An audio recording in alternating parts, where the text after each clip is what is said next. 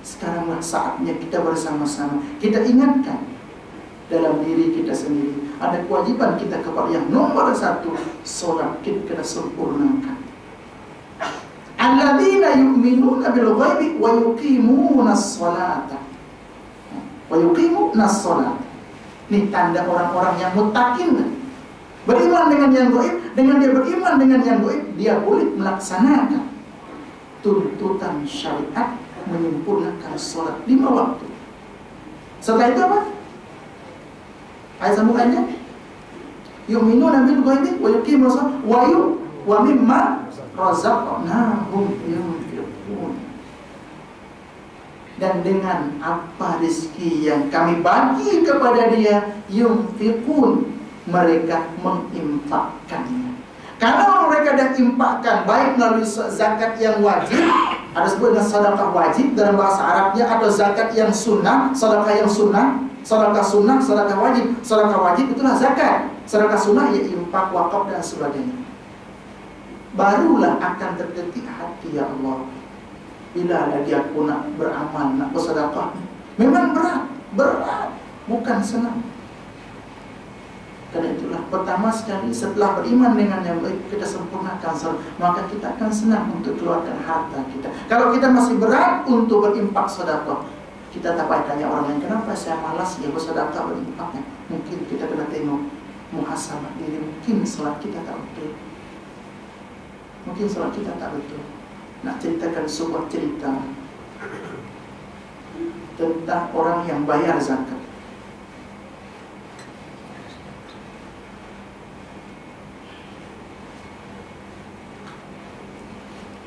Ini cerita dulu tahun 2010 ataupun 2009.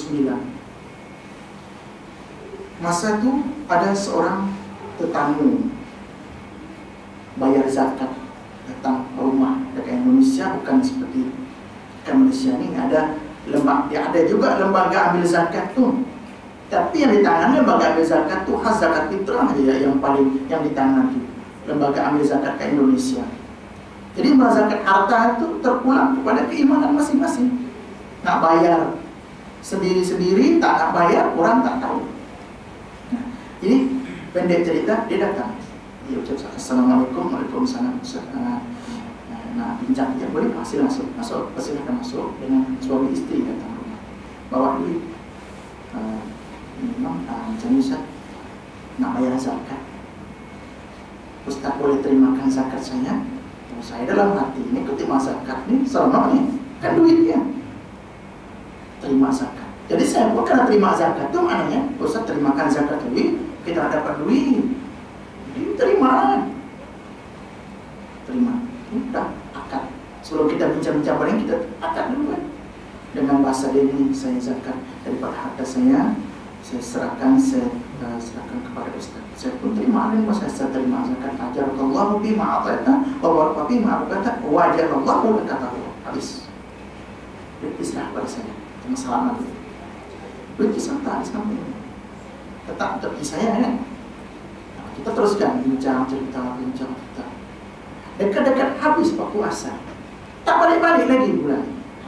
Bila nak balik, nak halau kata sudah minum sudah, bagi kek makan sudah. Tapi kenapa tak balik? Tengok setengah jam lagi. Sebelum sholat asar lagi, sebab dia datang tadi selepas zuhur, dia 1 jam, dia datang rumah. Bapak macam mana nih? Nah, tinggalkan tunggu sholat sekejap, tak sedap hati ini. Sampai saya tak pergi sholat, saya suruh di dalam lingkungan dulu dari dekat sekolah anak yatim, saya duduk situ. Jadi suruh kata azan kan itu ada tamu ke rumah. Salah juga perbuatan itu kan. Apa nak cerita? Lama-lama baru ada setengah jam. Bagi setengah jam waktu asar ni. Waktu zuhur dah habis, dia tak solat zuhur dia ni. Saya balik daripada mengajar, tertidur. Nah, dia datang. Tak sempat solat zuhur. Datang setengah jam. Allah. Nah, macam mana nak bagi tahu dia supaya balik ni? Tinggalkan. Saya pun bingung, apa yang tak kenal ni, ada benda ni. Mesti beliau tak balik, ada apa-apa. Coba ingat-ingat, saya ingat. Ni ingat kan? Saya teringat biasa ke Indonesia, kalau kita dijemput untuk terimakan zakat, itu hati-hati. Zakat itu bukan untuk kita. Oke, teringat. Oke, sampai itu. Oke, Tuhan, saya nak kembalikan duit ini, duit zakat ini. Saya terima duit ini. Nah, sekarang saya persilakan Tuhan untuk bagi duit ini. Oke, terima kasih Ustaz. Betul ya, saya cakap. Ternyata dia dah bayar dengan saya tadi. Kenapa dia nak lagi? Terus saya bagi dengan dia, saya terimakan duit ini. Jadi saya persilakan kepada Tuhan untuk mengagih-agihkan duit zakat ini kepada siapa yang Tuhan. Jadi itulah karena mereka, dengan cara itulah boleh anak dapat tuh, ayah dapat, mak dapat, anak dia kan tanggungan dia, sepatutnya dapat. Tapi dengan cara itu duit zakat dah saya terima tadi, saya serahkan balik, mana tu duit saya, minta dia untuk bagikan. Jangan katakan duit yang dia zakat, bayar zakat itu 1.000, dia bagi saya 100.000, 100 ringgit aja. Kalau dengan duit ringgit 100 ringgit dia bagi. Tadi 1.000 saya terima. Oh, ternyata tuh baru teringat. Nasib baik saya masih ingat dengan kawan bagi tahu, kalau ada orang minta kau untuk di satu tempat, bukan semua, minta untuk terimakan zakat. Zakat itu kau terima saja, setelah doa aku serahkan balik. Saya terimakan, sekarang sila Tuhan untuk bagikan. Bukan untuk kita, disuruh untuk bagi. Setentu dia pun balik. Dalam hati sedelak, kita subhanallah, nasib baik saya masih ingat. Itu masih okey lagi Tuhan, masih okey lagi. Yang tak okeynya ada lagi. Sebab solat tak betul tadi. Macam mana tak okey? Masih ada masa? Boleh? Sama juga kisnya. Dia datang. Karena itu yang dijemput bukan nak jemput orang-orang, dia yang dijemput ustaz untuk terima zakat tuh, ustaz atau kiai. Sebab ustaz kiai dah tahu, kalau dia terimakan duit itu dia akan dikembalikan. Tapi kalau diserahkan kepada pada sesuatu yang orang-orang biasa, orang kampung, dia terus ambil bawa balik. Dia jemput ustaz, dia terima zakat seperti biasa. Contoh, katakan zakat dia saja 50.000. Contoh 50.000 Ustaz. Nah, ini terimakan zakat saya. Oke, saya terima dengan doa. Sekarang kan doa itu sunnah saja. Terima zakat, oke, saya terima, tidak ada masalah. Maka, oke, saya terima, saya serahkan balik kepada untuk mengagih-agihkan duit. Nah, sekarang daripada 50.000 dia bagi kita berapa? 1.000. Warnanya pada berapa? 49.000 kan yang dia bawa balik itu untuk dibagikan. Tapi orang ini dia tak bagi, sebab dia ini orang peniaga. Peniaga jual kain, jual baju, jual kopiah, jual mukena, jual tudung. Jadi barang-barang dia yang ada dekat store dia yang zaman Gajah Mada, yang zaman penjajahan British, yang tak laku-laku dijual. Dah lama orang tak beli. Banyak kira-kira ini mencecah 60 ringgit, 60.000 nih. Tapi duit yang ada zakat ini adalah 49. Cara dia sekarang dia beli kisahnya. Kisah apa kita? Cerita dia beli barang yang tak laku tadi itu. Dia punya barang, duit punya dia. Sekarang siapa yang berniaga, bro? Punya barang dia, duit juga dia. Dia kira kita beli, dia beli. Tapi ini 60.000 nih, ini duit 49. Tak kisah dia belilah barang. Duit tak pergi mana-mana, duit masuk ke dia juga. Jadi dia ambillah barang. Oke, ambil. Sekarang selanjutnya ada duit dah masuk dalam poket dia kan. Jadi barang ini buatlah kenduri, dijemput orang ramai datang ke rumah dia, masukkan dalam beg tu, beg plastik kecil-kecil itu, masukkan di situ ada mukena, ada sejadah. Yang tadi yang dibeli itu, tiap orang datang akan dibagi. Sampai macam tu manusia punya akal nak tipu Allah Ta'ala. Nak tipu Allah ni. zakat tak dikeluarkan namanya. Tadi antar dan Ustaz untuk terimakan saya. Kata dia kalau Ustaz terima, maknanya sekarang saya buatlah, saya sayang barang tu orang tak beli lagi. Nak bakar, kan sayang. Nah, itulah cara dia. Nah, itulah nanti di hari kiamat Allah akan masukkan dalam tong. Buang ke api neraka. Betul ya, ya Allah, kenapa saya diazab? Saya bayar zakat, saya sholat puasa. Ya, kau tak bayar zakat. Dah bayar dah. Tak. Kau tipu saya. Aku tak bakar kau dan aku bakar tong saja. Tapi kau ada dalam dia. Nak tipu Allah Subhanahu wa ta'ala. Sebab apa? Solat yang dilaksanakan tak sempurna. Jadi buat cara yang tak betul, nak bayar zakat masih tak ikhlas. Karena itu kalau seseorang beriman yu'minuna bil ghaibi, dengan betul-betul beriman kepada Allah, yang tak bayar zakat ini, karena itu ramai tentang Allah Subhanahu wa ta'ala orang yang menyesal tapi dah terlambat. Kedai dia dah terbakar baru dia pasang. Oh, dia tak bayar zakat. Rasulullah kan beritahu dalam hadis disebutkan begini. Ma halaka malun fi barrin wala bahri illa bi khumsi zakat. Tidak akan terjadi kemusnahan harta di laut maupun di darat melainkan kerana zakatnya yang ditahan tak dikeluarkan. Nah, itu cara orang bayar zakat. Kan itulah tuan-tuan, selagi kita ni berdoa kepada Allah, sekalipun berat untuk kita keluarkan zakat, ini wajib secara hukum PK-nya. Kita keluarkan ataupun tidak, duit kita yang dah masuk sampai haul, sampai nisab zakat kita, itu secara otomatis. Walaupun kita tak bagi kepada, itu dah jadi harta orang. Contoh, saya ada duit tapi tak saya keluarkan, dia mudah-mudahan bukan saya. Saya ada duit, dah wajib zakat, tapi saya tunda-tunda, nanti saja lah. Tangguhkan. Secara otomatis kalau saya makan, itulah saya makan harta orang lain. Alhamdulillah, ini jadi.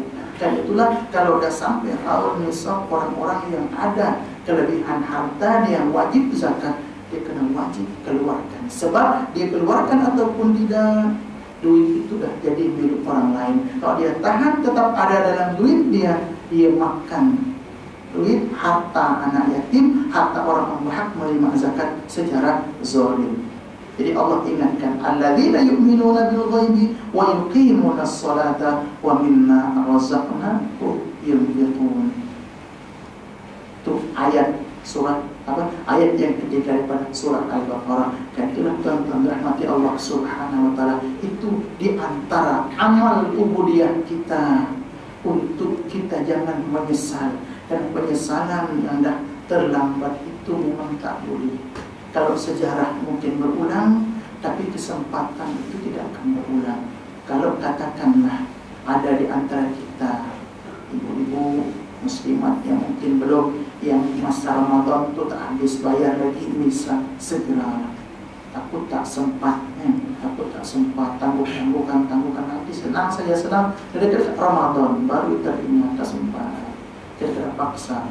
Jadi apalagi bulan Muharram ini kan bulan yang agung di sisi Allah Subhanahu wa taala. Kita nak bayar pahala, nak bayar kita punya qadaan puasa, bagus kalau kita di bulan-bulan mulia seperti ini, di bulan Muharram ini. Itu tuan-tuan hadirat rahimahumullah, mungkin setakat itu untuk malam ini yang boleh saya sampaikan. Mudah-mudahan daripada peringatan Allah di dalam Al-Quran untuk kita ambil berat pasal solat ini, supaya kita menjadi orang-orang yang terpelihara daripada segala kerosakan akhlak, moral, dan kita dijaga oleh Allah Subhanahu wa taala daripada sifat-sifat bakhil, sifat kedekut atau pelit, kikir dan sebagainya daripada harta yang dipunyakan kepada kita. Dan mudah-mudahan juga solat yang kita laksanakan ini betul-betul Allah jadikan seumpama sebuah sungai yang ada di depan rumah kita, yang kita mandi setiap hari di sungai itu, kita akan bersih daripada dosa. Oleh karena itu Imam Hasan Al-Basri mengingatkan kepada kita, seseorang yang melaksanakan ibadah solat tetapi tak khusyuk ketika solat itu bukan mendapatkan rahmat, justru akan mendapatkan laknat Allah. Nauzubillah min dzalik. kita berusaha tuan-tuan. Bagaimana kita nak khusyuk, kita ingat nanti Allahu Akbar. Mungkin ini salat kita yang terakhir, ya Allah. Terimalah salat, ingat apa yang kita baca, kita dengar apa yang kita baca. Itu salah satu cara kita untuk kita khusyuk dan fokus dalam beramal dan beribadah. Khasnya ibadah salat kita kena jaga. Kita bagi tahu kepada ahli keluarga kita supaya jangan meringankan, meremehkan, pandang remeh terhadap sholat ini, karena ianya sangat penting sebagai standar untuk diterimanya amal ibadah kita yang lainnya. Mudah-mudahan kita yang hadir pada malam kali ini dapat mengambil pelajaran daripada ayat-ayat Al-Quran hadis Rasulullah SAW untuk kejayaan kita di dunia dan akhirat, dan mudah-mudahan juga dosa kita diampunkan oleh Allah Subhanahu wa Ta'ala dan mempermudah jalan kita untuk bertemu dengan Allah Subhanahu wa Ta'ala, dan kita jadikan hari perjumpaan kita dengan Allah bukan hari yang menakutkan, tetapi hari yang menyeronokkan. Jangan takut, jangan risau dengan kematian. Kita akan berjumpa dengan Allah Subhanahu wa Ta'ala. Tapi macam mana kita nak seronok kalau beramal, beribadah kita tak cukup. Oleh karena itu, salah satu-satunya cara untuk kita seronok berjumpa dengan Allah adalah membanyakkan bekal kita untuk menghadapnya. Insya Allah kita tidak akan risau, kita tidak akan takut. Ikhlas kita dalam beramal, insya Allah amal kita yang sedikit akan menjadi banyak. Mudah-mudahan tuan-tuan hadirin hadirat rahmatullah, mudah-mudahan kita masih diberi kesempatan oleh Allah Subhanahu wa Ta'ala untuk memperbaiki amal ubudiyah kita, dan kita memperbaiki segala taubat kita, zikir kita yang selama ini kita lalaikan, yang kurang berzikir, kurang bersalat. Bersama-sama kita berzikir sejenak. Subhanallah walhamdulillah wa la ilaha illallah wallahu akbar. Subhanallah walhamdulillah wa la ilaha illallah wallahu akbar. Subhanallah walhamdulillah wa la ilaha illallah wallahu akbar. A'udzu billahi minasyaitonir rajim. Bismillahirrahmanirrahim. Alhamdulillahirabbil alamin. Alhamdulillahirabbil alamin. Hamdan yu'ti ni'amahu wa yukafi mazida. Ya Rabbana lakal hamdu kama yanbaghi li jalali wajhikal karim wa li'azimi sultanik. Allahumma salli wa sallim ala sayyidina Muhammadin wa ala alihi washabbihi ajma'in. Allahumma arham jam'ana hadha jam'an maghfura wa tafarraqna min ba'di tafarruqan ma'suma. Allahumma hdina wahdina waj'alna sawaban liman ihtada. Ya Allah, ya Tuhan kami, hanya kepada-Mu lah ya Allah kami menyembah, dan hanya kepada-Mu ya Allah kami memohon meminta tolong ya Allah. Ya Allah, ampunkanlah segala dosa kami ya Allah, dosa ibu bapa kami ya Allah, dosa guru-guru kami ya Allah, dosa jiran tetangga kami ya Allah, dosa kaum muslimin dan muslimat ya Allah. Ya Tuhan kami, sampaikan salawat dan salam kami kepada Nabi Muhammad sallallahu alaihi wasallam, dan layakanlah kami ya Allah menjadi umatnya dan mendapatkan syafaat yang qiyamah ya Allah. Ya Allah, ya Tuhan kami, jadikanlah kami hamba-hamba-Mu yang bertakwa ya Allah, jadikanlah kami hamba-hamba-Mu yang muttaqin ya Allah. Ya Allah, terimalah amal ubudiyah kami ya Allah, amal ibadah kami ya Allah. Ampunkanlah segala kesilapan dan kesalahan kami di tahun yang lalu ya Allah. Ya Allah, tolonglah kami ya Allah, kurniakan kepada kami taufik-Mu ya Allah dan inayah-Mu ya Allah untuk berbuat amal yang soleh dan solehah ya Allah di tahun yang baru ini ya Allah. Ya Allah, ya Tuhan kami, jadikanlah amal ubudiyah kami ikhlas karena-Mu ya Allah. Ya Allah, ya Tuhan kami, jemputlah kami di saat kami ingat kepada-Mu ya Allah. Ya Allah, ya Tuhan kami, jadikanlah akhir hidup kami ya Allah menyebut nama-Mu ya Allah, kalimat suci la ilaha illallah Muhammadur Rasulullah. Ya Allah, ya Tuhan kami, jadikanlah kubur kami, kematian kami sebagai akhir daripada segala duka cita ya Allah. Ya Allah, ya Tuhan kami, sampaikanlah salawat dan salam kami kepada Nabi Muhammad sallallahu alaihi wasallam. Ya Allah, perjumpakanlah kami dengan beliau ya Allah ya fazlatan aw manama ya Allah.